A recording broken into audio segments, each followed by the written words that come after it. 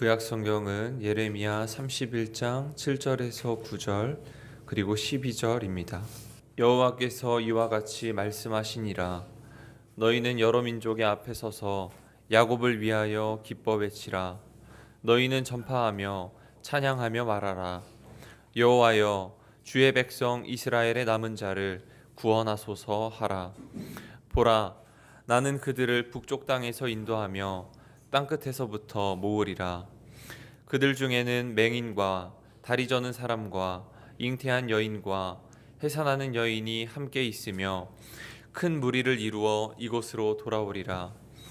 그들이 울며 돌아오리니 나의 인도함을 받고 간구할 때에 내가 그들을 넘어지지 아니하고 물 있는 계곡의 고든 길로 가게 하리라. 나는 이스라엘의 아버지요 에브라임은 나의 장자니라. 그들이 와서 시온의 높은 곳에서 찬송하며 여호와의 복 곧 곡식과 새 포도주와 기름과 어린 양의 떼와 소의 떼를 얻고 크게 기뻐하리라. 그 심령은 물된 동산 같겠고 다시는 근심이 없으리로다 할지어다. 서신서는 에베소서 1장 13절에서 14절입니다. 그 안에서 너희도 진리의 말씀 곧 너희의 구원의 복음을 듣고 그 안에서 또한 믿어 약속의 성령으로 인치심을 받았으니 이는 우리 기업의 보증이 되사 그 얻으신 것을 속량하시고 그의 영광을 찬송하게 하려 하심이라. 아멘. 복음서는 요한복음 1장 9절에서 14절입니다. 참 빛, 곧 세상에 와서 각 사람에게 비추는 빛이 있었나니 그가 세상에 계셨으며 세상은 그로 말미암아 지은 바 되었으되 세상이 그를 알지 못하였고 자기 땅에 오매 자기 백성이 영접하지 아니하였으나 영접하는 자 곧 그 이름을 믿는 자들에게는 하나님의 자녀가 되는 권세를 주셨으니 이는 혈통으로나 육정으로나 사람의 뜻으로 나지 아니하고 오직 하나님께로부터 난 자들이니라. 말씀이 육신이 되어 우리 가운데 거하심에 우리가 그의 영광을 보니 아버지의 독생자의 영광이요 은혜와 진리가 충만하더라. 아멘. 이것은 주님의 말씀입니다. 여러분 새해 복 많이 받으십시오. 네, 고맙습니다. 2026년 새해를 맞이했는데 그러나 우리가 서로 복 많이 받으십시오 이런다고 저절로 복이 임하는 건 아니죠. 이 새해가 정말 복되려면 물리적인 시간이 바뀐 것만큼 또 우리가 그만큼 깊어지고 성숙해질 때 정말 이 새해는 우리에게 복된 날이 될 수가 있겠습니다. 토마스 칼라일은 오늘이라는 시에서 이런 다짐을 합니다. 여기 또 다른 파란 새 날이 밝노나 조심하라 어물쩍 할 일 없이 보내지 않도록. 이 새날은 영원에서 태어났느니라. 밤이면 다시 영원으로 돌아가노라. 미리 만나라. 아직 아무도 못하였지만 모든 이의 눈에서 곧 영원히 사라진다. 여기 또 다른 파란 새 날이 밝는다. 조심하라. 어물쩍 할 일 없이 보내지 않도록. 일찍이 다석 유영모 선생은 이 칼라일의 오늘이라는 시를 좋아해서 오산학교 학생들에게 이 시를 가르쳤다고 그러죠. 그래서 다석에게서 이 시를 배운 함석헌 선생은 이 시를 외울 만큼 그렇게 좋아했다고 그럽니다. 다석 유영모는 오늘에 집중하는 사상과 삶을 추구하면서 1918년 1월 13일부터 자기가 이 세상에서 산 날을 세기 시작했고 그 자기의 산 날수뿐 아니라 가까운 이들 함석헌과 김규신의 산 날수도 같이 세면서 살았습니다. 1918년 4월 5일에 탈고한 오늘이라는 글에서 유영모는 오늘살이를 힘주어서 강조합니다. 오늘 하루의 삶에서 오늘이라는 시간, 그리고 여기라는 공간, 나라는 존재를 성찰하면서 영원을 타고 오르기 위해서 단 하루를 살아도 일생을 사는 것처럼 살고 그 일생을 치열하게, 그 하루를 치열하게 살아낸 겁니다. 공자는 오늘 하루 나를 이겨 참 나의 삶을 산다라고 했고, 아침에 도를 들으면 저녁에 죽어도 좋다 하고 그랬습니다. 이렇듯이 동서고금의 현자들은 오늘이라는 시간을 소중히 살았고 아주 아껴 살았습니다. 오늘 새해 첫 예배를 드리는 우리 역시도 정말 2026년이라는 이 새로운 시간이 우리에게 의미 있으려면 2026년 한 해를 일생을 살듯이 최선을 다해서 살아내고 한 해살이를 치열하게 참 나의 삶을 살아야 되겠습니다. 신년 주일이면서 오늘은 또 성탄 후 두 번째 주일이기도 하죠. 그런데 오늘 성서 일과를 보면 기쁨, 빛, 영광이라는 아주 희망적인 단어들로 가득 채워져 있는 것을 볼 수가 있습니다. 구약 성경에서 하나님은 예레미야 선지자에게 이스라엘을 향해서 기쁘게 외쳐라, 그렇게 말해요. 기쁘게 외쳐라. 그 기쁨의 이유는 이스라엘을 흩으신 자가 다시 그들을 모아서 목자가 자기 양떼에게 행하는 것 같이 지켜줄 것이다.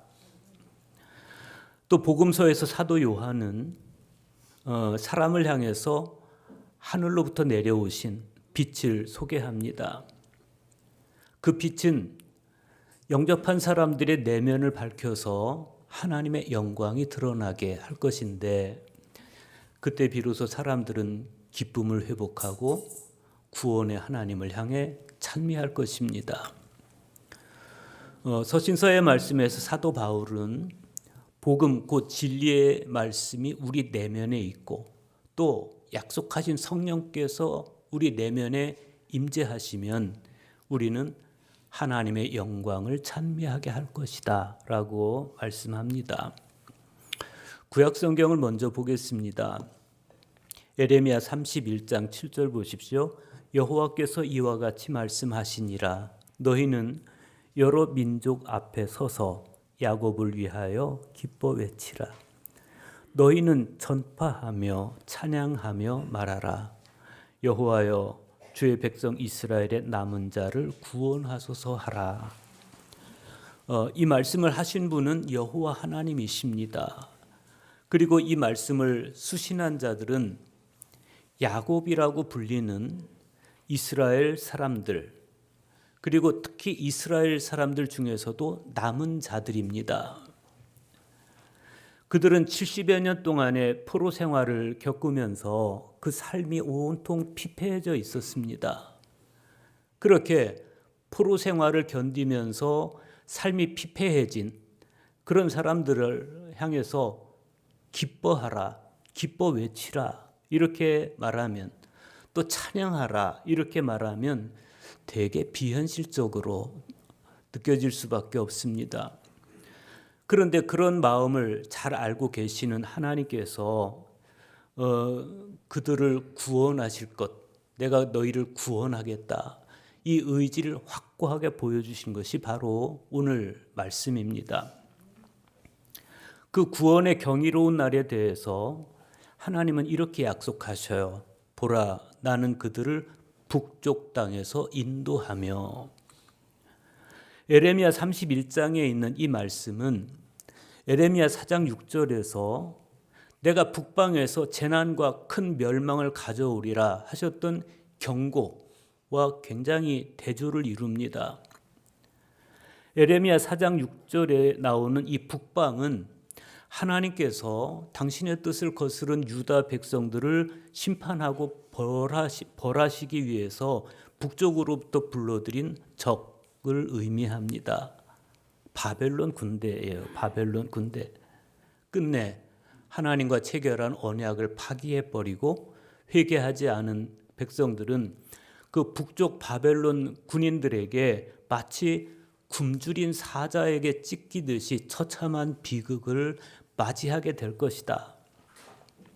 그런데 그 이스라엘을 이제는 다시 북쪽 땅에서 인도해내시겠다, 이렇게 말씀을 하시는 겁니다. 내가 땅끝에서 모으리라, 이렇게 말씀하세요. 땅끝에서 모으리라. 이 예언 역시도 오래전에 그 예언자를 통해서 말씀하셨던 심판의 예언과 굉장히 대조를 이루는 말씀이죠. 오래전에 하나님께서는 에레미야 선지자를 통해서 내가 그들을 사막 바람에 불려가는 검불같이 흩어버리겠다, 이렇게 경고하신 바 있고, 내가 그들을 그들의 원수의 앞에서 흩어버리기를 동풍으로 하는 것 같이 할 것이다, 이렇게 경고하셨습니다. 거센 바람으로 그들을 흩어버리겠다. 그런데 그 경고가 시간이 지나면서 위로와 희망의 메시지로 바뀝니다.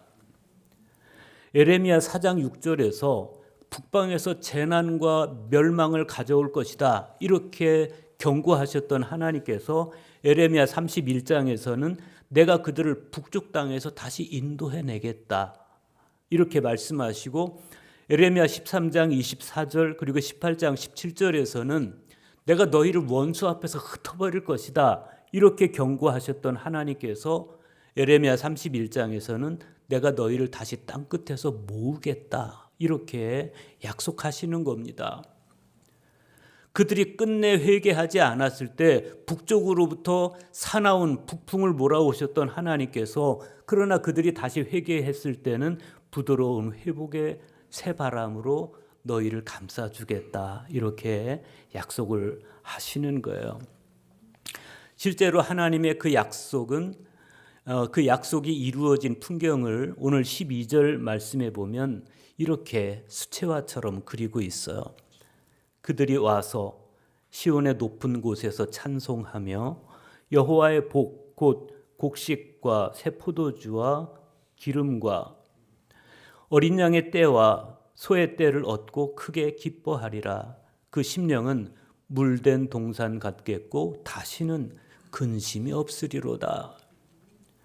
물된 동산 같겠고라는 말씀은 하나님께서 주시는 생명력으로 가득 차 있는 상태에 대한 은유입니다.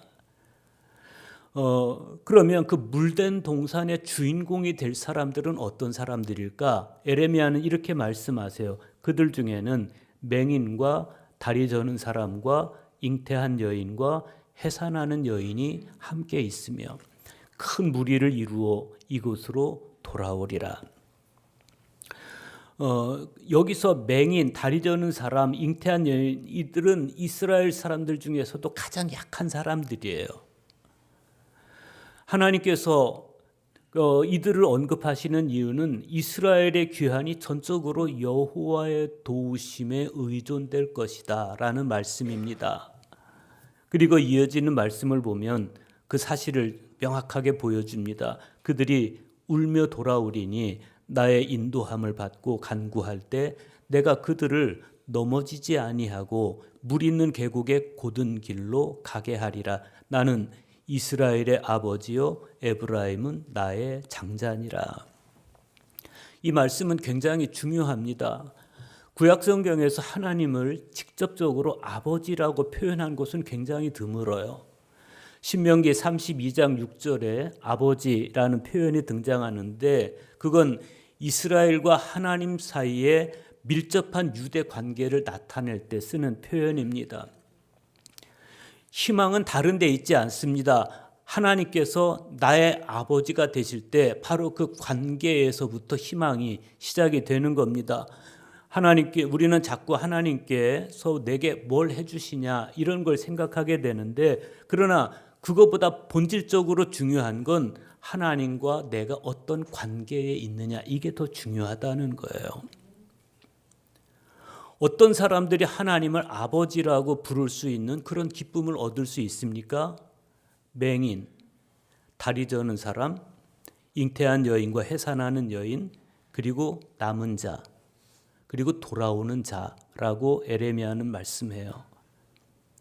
그들은 장차 십자가를 통해 구원을 얻게 될 그리스도인들의 예형입니다. 당장은 포로 생활로부터 해방과 귀환을 얻게 될 사람들이지만 궁극적으로는 그리스도 안에서 이루어질 온전한 구원을 얻을 그리스도인들을 이야기하는 거예요. 오늘 복음서에서 요한은 오래전 에레미야의 예언이 마침내 실현된 상황을 우리에게 보여줍니다. 요한복음 1장 9절 보십시오. 참빛 곧 세상에 와서 각 사람에게 비치는 빛이 있었나니, 이렇게 시작이 되죠. 여기 참빛, 여기에서 이 참에 해당하는 헬라어는 여러 가지가 있는데 보편적으로 쓰이는 단어가 알레데스예요. 알레데스, 진짜, 이상적, 순수한, 그런 뜻입니다. 그리고 오늘 말씀에서 요한이 사용한 이 알레디논이라는 헬라어는 그릇됨의 반대인 참을 이야기하는 것이 아니라 불완전의 상대 개념인 완전을 가리키는 참을 의미합니다. 그러니까 여기서 요한이 말씀하는 참빛은 그동안의 불완전한 빛이 아니라 완전한 빛, 참된 빛을 이야기하는 거예요. 요즘 우리가 사는 이 해운대에는 빛축제가 한참이죠. 군함로 거리로부터 해운대 바다까지 이어지는 빛의 향연은 정말 화려하고 또 아름답습니다. 그러나 그 빛은 그냥 거리의 조명일 뿐입니다. 아름답지만 화려하지만 이제 곧 꺼질 불이고, 그 빛은 우리 마음까지 밝혀주는 빛은 아니죠. 우리에게는 우리 내면을 밝혀줄 완전한 빛, 참 빛이 필요합니다.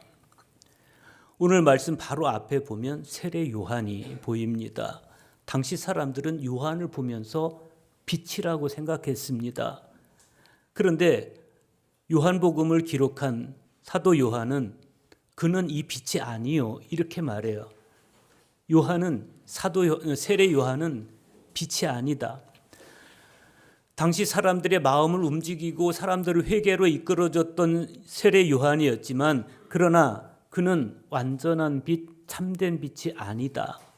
다만 참 빛에 대하여 증언하기 위해서 온 빛의 선구자일 뿐이다. 그런 이야기예요. 훗날 예수님은 이 세례 요한을 등불이라고 말씀하십니다. 요한은 켜서 비추이는 등불이니라. 너희가 한때 그 빛에 즐거이 있기를 원하였거니와, 이렇게 말씀하셔요. 굉장히 적절한 표현입니다. 구약시대 마지막 선지자인 이 세례 요한, 40년간 이어진 유대의 암흑기를 끝낸, 마감시켜준 세례 요한이지만 그러나 그는 참 빛은 아니었다는 겁니다. 다만 빛으로 이끄는 선구자였다는 거예요. 빛으로 이끌어주는, 참 빛으로 이끌어주는 등불이었다. 그런 요한이 사람들을 이끌어서 소개한 참 빛은 바로 예수 그리스도였습니다. 예수님이 참 빛이신 이유를 주님은 이렇게 설명하십니다. 내게는 요한의 증거보다 더 큰 증거가 있으니 아버지께서 내게 주사 이르게 하시는 역사, 곧 내가 하는 그 역사가 아버지께서 나를 보내신 것을 나를 위하여 증언하는 것이요. 요한은 등불이었습니다. 요한은 등불로서 자기 시대만 밝혔습니다. 하지만 주님은 완전한 빛, 참된 빛으로서 모든 시대를 밝히고 계십니다. 등불은 꺼질 수 있지만 참 빛은 꺼지지 않습니다. 요한은 자신이 다만 등불인 걸 알았습니다. 그래서 교만의 바람에 꺼지지 않습니다. 새해에는 참 빛이신 예수 그리스도께서 여러분 내면을 가득 밝히시기를 축복합니다. 선과 악이 싸우고 있고 거짓과 진리가 싸우고 있는 그런 우리 내면이야말로 정말 주님의 빛이 밝게 비춰들어야 할 그런 곳입니다. 우리 내면에 참 빛이 비춰들지 않으면 우리는 참과 거짓을 분별하지 못하고 그저 표면적 세계만을 전부라고 여기면서 망상에 겨운 삶을 살아갈 수밖에 없습니다. 오늘 말씀은 우리에게 실제로 그렇게 살아갔던 사람들을 보여줍니다. 10절과 11절 보십시오. 그가 세상에 계셨으며 세상은 그로 말미암아 지은 바 되었으되 세상이 그를 알지 못하였고 자기 땅에 오매 자기 백성이 영접하지 아니하였으나 그랬어요. 참 빛이신 주님이 세상에 비춰 오셨습니다. 그 주님은 그 세상을 지으신 분이에요. 그러나 세상은 그 주님을 알지도 못하고 받아들이지도 않았습니다. 알지 못했다는 것은 알려고 하지 않았다는 거예요. 왜 그렇습니까? 빛보다 어두움을 더 사랑했기 때문에. 그들은 어둠 속에서 집착과 망상에 겨운 삶을 살아버리고 맙니다. 요한은 그렇게 살아간 사람들이 어느 다른 나라 이방인들이라고 말하지 않아요. 그 사람들은 자기 백성, 그 하나님의 백성이었습니다. 이스라엘 사람들이었습니다. 그러나 그들이 그 빛을 받아들이지 않았다. 요한의 이 증언은 우리 마음에 굉장히 경각을 갖게 하죠. 지금 우리 내면은 과연 그리스도의 빛으로 채워져서 우리 삶은 빛이 이끄는 대로 살아가는 삶이 되고 있는 것일까? 새해를 맞은 우리에게 이 물음은 굉장히 중요합니다. 토마스 칼라일의 오늘처럼 새해는 영원에서 태어난 날이고 모든 예 눈에서 조금 있으면 사라질 날입니다. 시인은 이 날을, 이 소중한 날을, 이 귀한 날을 어물쩍 넘기지 말라고, 낭비하지 말라고 그렇게 당부합니다.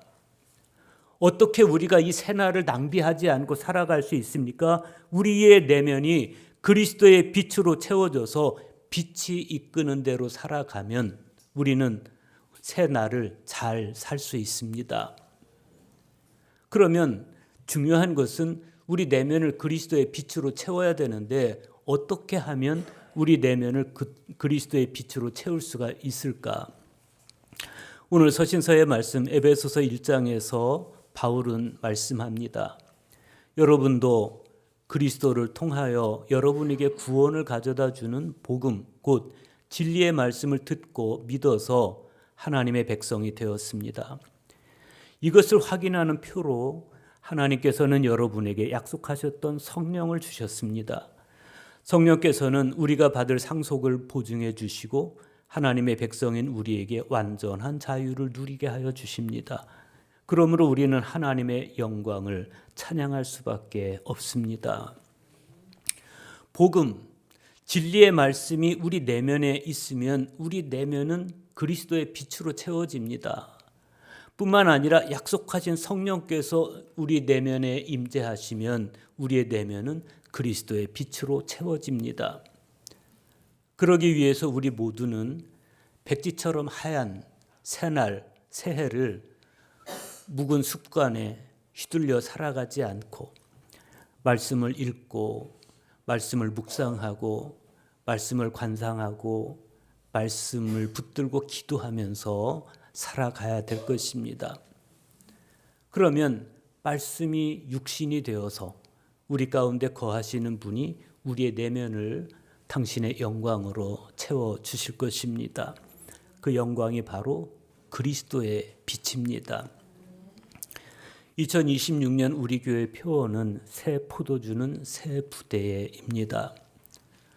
마태복음 17절에서 예수님께서 하신 말씀을 인용해서 지은 표어인데 예수님은 왜 새 포도주는 새 부대라고 말씀하셨을까?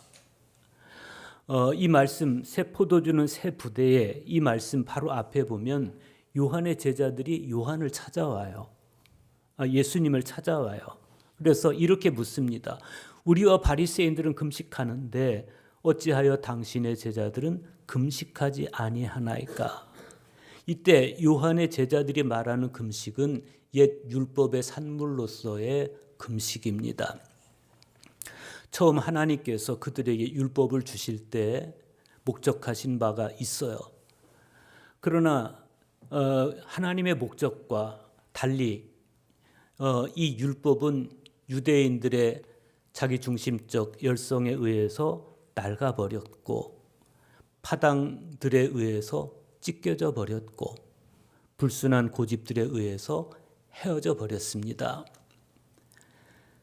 요한의 제자들이 예수님을 찾아와서 던진 금식에 관한 물음은 그렇게 낡아지고 찢겨지고 헤어진 율법의 산물로서의 금식이었습니다. 예수님은 두 가지 예를 들어서 그들이 생각을 바꿔야 함을 말씀하십니다. 첫째는 생배 조각을 낡은 옷에 대고 깁는 자가 없다는 것입니다. 여기서 생배 조각은 예수 그리스도이십니다. 율법의 시대가 지나고 예수님이 오셨어요. 그리스도 안에 있는 진리를 낡은 옷, 즉 옛 율법의 잣대로 받아들이려고 하면 예수 안에 있는 진리는 훼손되고 말 것이다. 그런 의미입니다. 주님은 두 번째 예를 듭니다. 새 포도주를 낡은 가죽 부대에 담는 사람은 없다. 이 두 번째 예에서의 새 포도주 역시도 참 빛이신 예수 그리스도이십니다. 예수 그리스도 안에 있는 빛을 낡은 가죽 부대, 즉 옛 율법의 잣대로 받아들이려고 하면 그 빛은 이내 훼손되고 말 것이다. 그런 의미죠. 그래서 새 옷이 필요하고 새 가죽 부대가 필요한데 그것은 당시에서는 예수 공동체였습니다. 율법을 잘못 이해하고 잘못 적용하고 율법을 고집하면서 살아왔던 유대인들이 아닌 참 빛이신 그리스도에 의해서 거듭난 그리스도인들, 이들이 바로 새 가죽 부대였어요. 하나님께서 우리를 옛 땅에서 불러내서 이 새 땅에 교회를 세우게 하셨습니다. 그러면서 우리에게 맡기신 사명이 있어요. 하나님께서 우리를 불러내시고 맡기신 이 소명과 사명을 감당하려면 우리는 냉철하게 하나님의 뜻을 헤아리면서 새 옷, 새 가죽 부대를 갖춰야 됩니다. 그 새 옷, 새 가죽 부대가 뭐겠어요? 그것은 그리스도 안에서의 새로운 이성, 새로운 영성, 새로운 이성, 새로운 지향을 갖추는 겁니다. 생배 조각을 낡은 옷에 붙일 수 없듯이 세수를 낡은 가죽 부대에 담을 수 없듯이 낡은 관성과 타성에 젖은 신앙, 그동안 우리를 영적으로 낡아버리게 만든 기복신앙, 우리 공동체를 찢어놓은 주술적이고 무속적인 신앙, 이런 신앙으로는 참 빛이신 그리스도를 담을 수 없습니다. 그리고 참 빛이신 그리스도가 우리 안에 거하시지 않으면 우리는 여전히 어두울 수밖에 없습니다. 그렇게 어두워진 내면의 상태로 우리는 새로운 소명에 부응할 수 없고 새로운 사명을 감당할 수 없습니다. 지나온 시간들이 그걸 증명해 줍니다. 새 술에 적합하지 않은 낡은 가죽 부대를 고집하면서 저항해온 이들이 있습니다. 끝내 회개하지 않고 그 낡은 타성을 고집한다면 헤어지고 찢기고 터져서 버려지고 말 것입니다. 부디 2026년 새해에는 참빛이신 그리스도께서 우리의 내면을 밝히시고 그 그리스도의 빛으로 세상을 밝히는 우리 해운대교회와 해운대교회 성도들이 될 수 있기를 간절히 축복합니다.